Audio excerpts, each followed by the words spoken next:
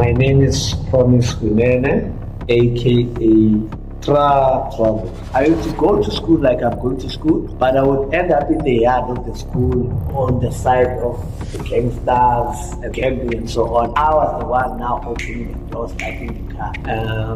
The first car was a Toyota Stallion, now being exposed to bigger crimes now. Because coming back, that's where we met the 325 IS. By the time I'm busy on the bonnet, trying to check what's going on, why does the car doesn't start, the cops were here. Betrayal Corner.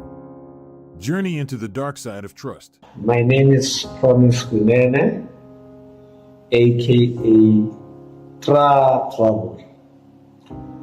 I think everyone knows me from the viral video that went to the social medias.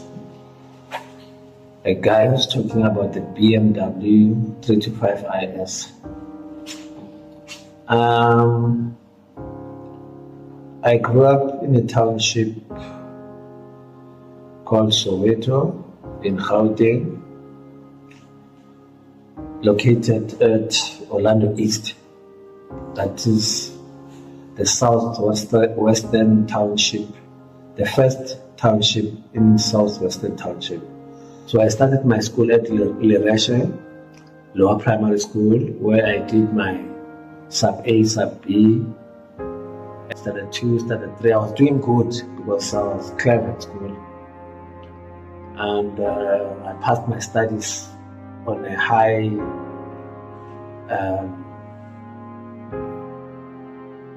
I did great in my studies. So at standard 4, I went out of the school and went to Lopama Higher Primary School. That's where I did my standard 4, standard 5. And then I went out when I passed to standard 5. I went to Mtonjeni Higher Primary School. I did my standard 5. I think that's where it all started because now I was a bit older. And Mtonjeni Higher Primary School was next door, Slelekela High School. So now we were next to adults who were smoking dacha, smoking drugs, carrying knives, gangsters. Others were coming with stolen cars at school. And remember, by that time, it's still chaos in the country because every school had soldiers from the government which were deployed to guard schools. And at that time, if you were to be found in the location during school hours, those soldiers would beat you up or even take you to prison. So if you were to be found in the streets without having a letter from school, you were going to be in a problem. So during lunchtime, the high school and the higher primary school, they'll be in one place having their lunch. That's where now gangsterism is active. We are being robbed of our money. We are being robbed of our lunch. Sometimes even you're being taken, your sneakers will be taken out of you, or your carry money, lunch money for that matter, will be taken from you. So I think that's where I started to smoke cigarette, because 2, 3 of my friends were smoking cigarette and were also even smoking dacha. So I was not into dacha at the time because, hey, if at home they would find me, even if they would find me that I'm smoking cigarette, I would have been in a big trouble. So I never smoked dacha at the time. I was smoking only cigarette, but just a little bit. So we grew up, and then the other friend was coming from Durban. So he came to his relatives to study this side. He was a bit older than us, and his uncles or big brothers at his house, they were already stealing cars, doing all sorts of kinds of dangerous things.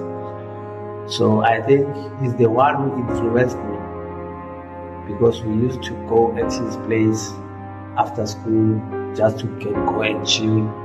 So we make our homeworks and so on. So he used to play television for us. I still remember at that time there were VHS. There were no CDs and USB. So at the time there was still a VHS cassette. So he used to play us pornography. That's when I was exposed to sex. And then on the other hand, smoking, this dacha, his elder brothers, his uncles, they were smoking Mandrax in front of us. And then here, on the other hand, they are parking stolen cars. They are busy grabbing engine numbers and VIN numbers. So I think that's where I saw all this corrupt life, if I may say so. And then it went on that I passed that year, standard 5, went to Orlando High School now. And then when I'm at high school now, I'm now exposed to all these kinds of stuff. And then remember now when you get to Orlando High, you meet now older men, others repeating their grades because they failed because of being engaged in negative or crime things or drug abuse for that matter. Even rapes were so viral in the school. Gambling, people were coming to school but not attending classes. They used to stay on the other side of the school and play and gamble, smoke drugs, drink alcohol. So bit by bit, I was getting now caught up in that situation of life or in that type of life of now coming to gambling. I didn't know gambling at that time, but I used to go and watch. And then I started smoking dacha now at Orlando High School. But a little bit. And then there was this gangster, I don't remember what did they call themselves because they were there, but I didn't know their names. What was the name of the gangster? I had a suitcase, the old suitcase that were brown, so little. It was very nice. So one of the member of the gangster, it was the elder person, not to mention his name, but he robbed me off my suitcase. But he didn't take out a knife or a gun for that matter. He robbed me with mind games. He just said, "Hey man, let me see your suitcase." Then I gave it to him because I was scared of him. And then he said, "No, don't worry, I'll bring it at your place. Where do you stay?" I told him where I stay. And then he went with my suitcase. Later on, he came to my house and brought my books, and he was not having the suitcase now. So my suitcase was gone just like that. So I started seeing that now, I think also I have to carry now a knife. That's when I went to a hardware and bought myself a knife. But I don't even know why did I buy the knife, because I carried that knife for the whole of the year without even stabbing somebody, without even taking it out to somebody. So I don't even know why did I buy the knife. So one of the months when time goes by on that standard, I had a classmate by the name of Melville. He died, may his soul rest in peace. He used to come with stolen cars in school, and he used to park them with the teachers where the teachers are parking their cars. So he was my classmate. He's the one who taught me how to gamble dice. I used to hit without knowing what am I doing. He used to say, "Just hit." I saw him taking one. And then at lunchtime, when other kids are going to buy bunny chows, he used to take me to Chicken Lick. And I remember at that year in Soweto, the first Chicken Lick in Soweto was in Orlando East by the name of Caroline Garage. So he used to take me there and buy me with the money that we won there. He would buy me chicken lick and so on. So, and he was so different at the time because he didn't wear school uniform, but he wear the colors of the school. but not wearing the uniform that other kids are wearing. He used to wear some good brands like Levi's, Lacoste, Dunhill, all those olden fashion clothes. So one time he took me to Caroline, we bought food, and then he pointed a taxi. We took a taxi to town. And I didn't know town at the time. I used to go to town with my mom only. And we would go where we're going and buy whatever we're buying and get back to the location. But this guy took me to town. I knew for the first time. And then we got off at Boise's. We went straight to, there was a van that was parking, which was a 4-3-liter parking, a white one. When we got there, before we get there, when we were near the van, he told me to just stand there, and then he went to the van, he opened it and started it. He came with the van, I got into the van. That's when we got to the location, and we went to school, parked the car, and then, because at that time we used to have 1 hour lunch time, so we had all the time to go to town and come back before the school gets back to class. So later, when the school got out, he wanted to take me home with that van, stolen van. I refused, because if my mom would hear that I was in a car, I would have gotten myself into trouble. So I refused. All right, he left with the van. I went home. Before that, while I was busy with my chores, cleaning, doing all my stuff, this guy, Ernest, he came with another buggy, and then he just pressed the horn. I came out. When I saw him, I went to the van. He took out 2,000 rands, I think 1,500 rands, and by then there were still those big 50 rands, the olden ones. We used to call them Ilara, because they were so red like the sun. So he gave the money to me and said no, he sold a gearbox from the stolen buggy that we stole. And at that time, this money was too much. It was too much, because I remember if you had 50 rands during those times, it was a lot. We would have bought so many things and still get a lot of change. It's not like now you get 100 rands, it's like we're having a 10 rands. When you just buy something for 5 rands, the 100 rands is gone. By then, you buy this and this and that and that and still have a lot of change. So I took the money. My uncle's father came to our house with other 2 older men. Then he came into the yard and greeted us. And then he told my mother that he had brought some clothing for me. So we went to the car. He said, no, I got the boot. They were driving on a Valiant. So the boot is so big. There was full of trousers, t-shirts, sneakers, shoes.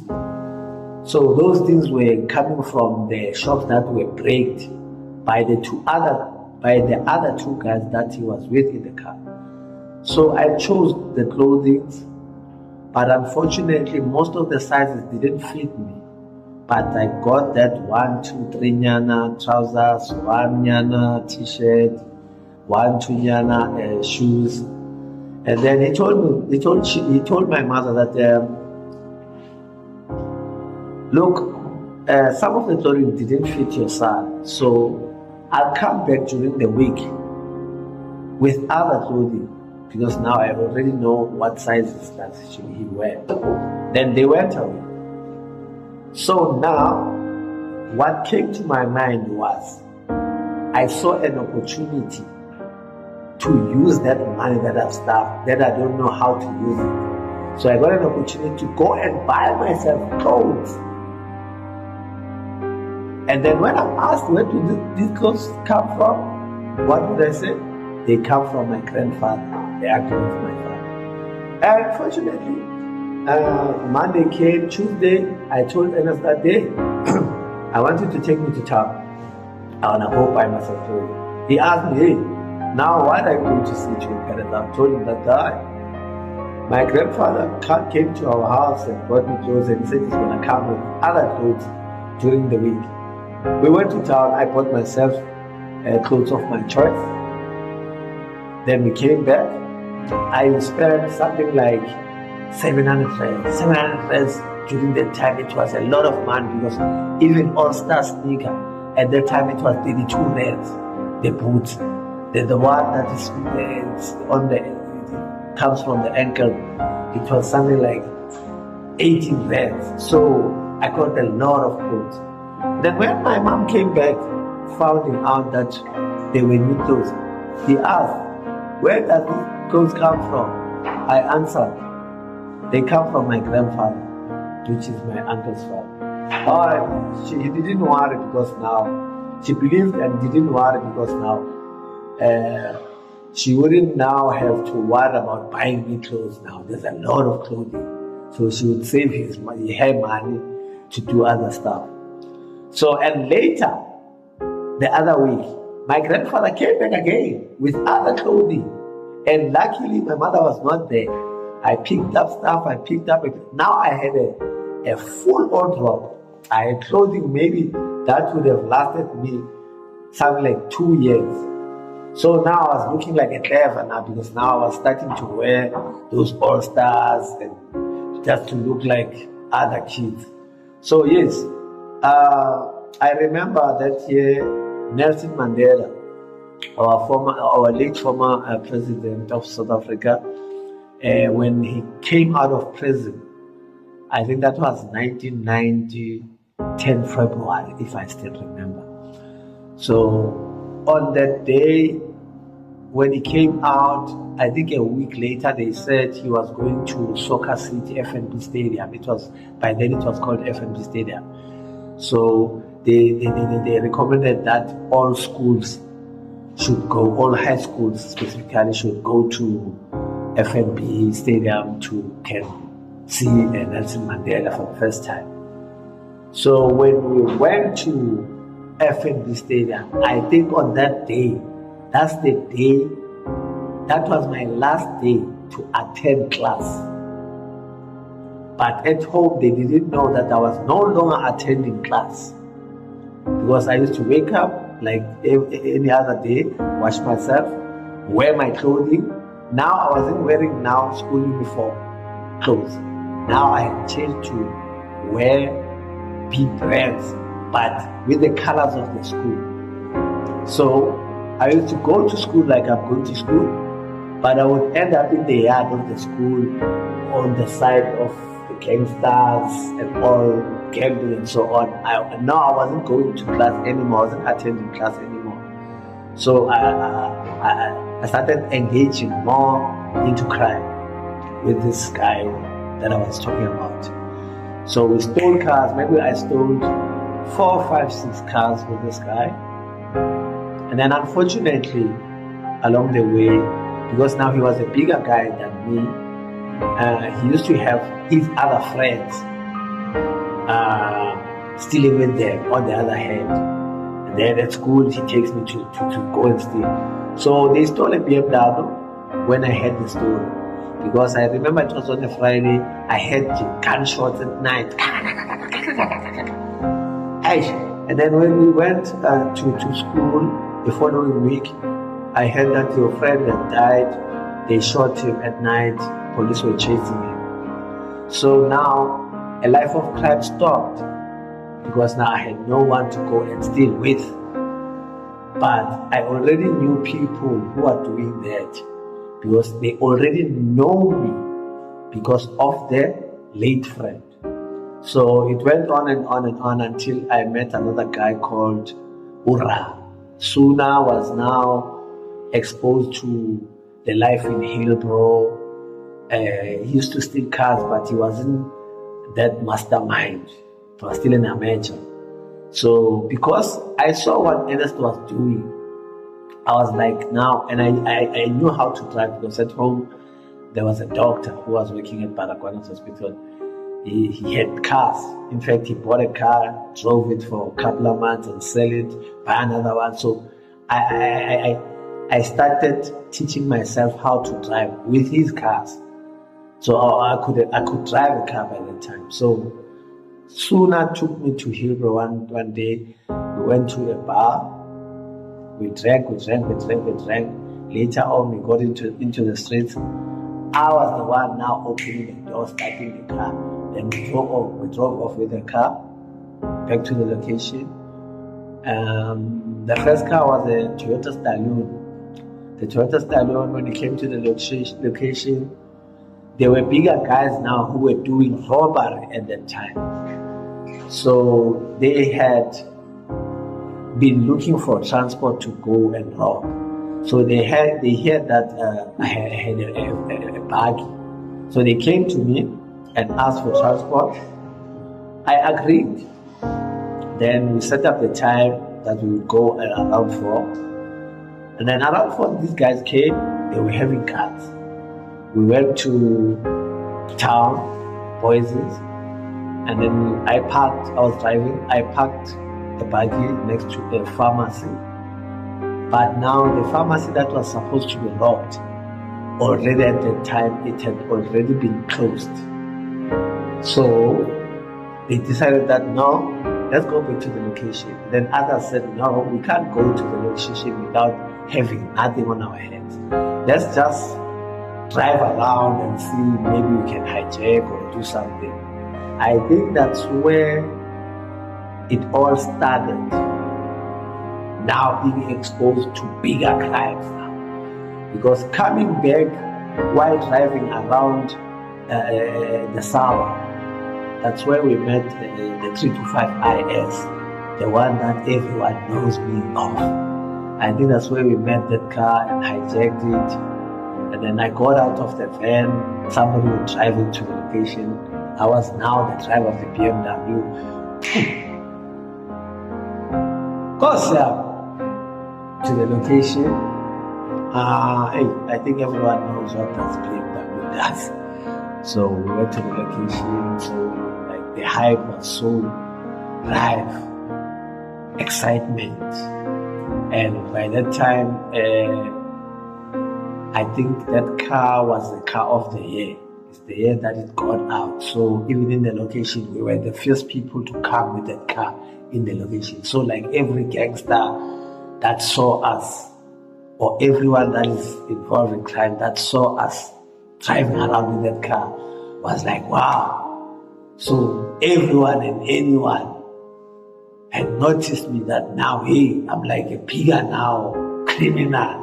And I was still in America by the time. But like, because of that car, everybody, even the big shots of crime, because there are levels in crime. So even those who are at higher level, when they saw me with that car, they thought now I'm like a big guy. So it went on and on now. It's hijack. Maybe we hijacked, more or less 50 cars at that time. So now mine is coming in. And now my mom sees, no, my son is no longer going to school. And now she wouldn't now tell me what to do because I wasn't even now staying at home. I started staying, renting in Hillbrow. By the time Hillbrow was so clean, and there were not maybe foreigners with a little, but Hillbrow was clean. So yes, I was now exposed to prostitutes, brothels, teasers, clubs, and alcohol, drugs. I used to stay maybe a week not going to the location, but now we're stealing because now remember, in Hillbrow you have to pay rent every day. And by then, if I still remember, a day it was a night. In fact, a day it was 75 minutes. When you wake up, you pay another 75 minutes. So I used to stay maybe a week, then we would steal maybe 3-4 cars without going home. So now my mom didn't have now the arm to can control me. I was now out of control. she had nothing to can tell me or anything. Even if I come at home, she would just look at me because she saw that now I'm a bigger man now.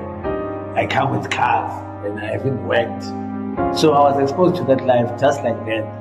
So after the life of Hillbrow, my first arrest was in Melville. I remember I had this prostitute that I was involved with. One day, her grandmother from her mother's side was sick and she was admitted in JG Stadium at that time. So she asked me to can accompany her to go and to go and visit her grandmother. So I took a friend with me, and that friend took her girlfriend to go with us. So we were four. We went to Melville, walking on our feet. Along the way, we saw a Golf GTI, Golf 2, a red one. It was beautiful at that time. And we were having those tools to can steal cars. So we said, no, let us steal this car. Because now, JG Stadium from Hillbrow is far. I think that car, it was parked near Bramfontein station, if I still remember. Then we opened the car and then I took out the wires, connected, the car started. We braked the steering wheel, we drove off, we got to Melville, JG Stadium Hospital, and then this girlfriend got into the admin, asked for her grandmother. They told her where was the grandmother. She went inside and visited her grandmother. When coming back from there, we got into the car. When I tried to start the car, I think now the mobilizers of the car, they started to be active. The car, by the time we started the car, they were not active. So now the car didn't want to start. We ended up saying, no, let us try to start it with a kickstart. So they pushed the car. I'm trying to kickstart the car. It doesn't want to start. It doesn't want to start. And the other friend of mine is telling me, let us leave this car. We'll find another one. I'm saying, no, but we came with this one. Let us push again. By the time we were pushing, there was a white person who passed with the car and made it turn. We saw him having a phone that he was calling the police. By the time I'm busy on the bonnet, trying to check what's going on, why does the car doesn't start, the cops were here. That's when we got arrested, the four of us.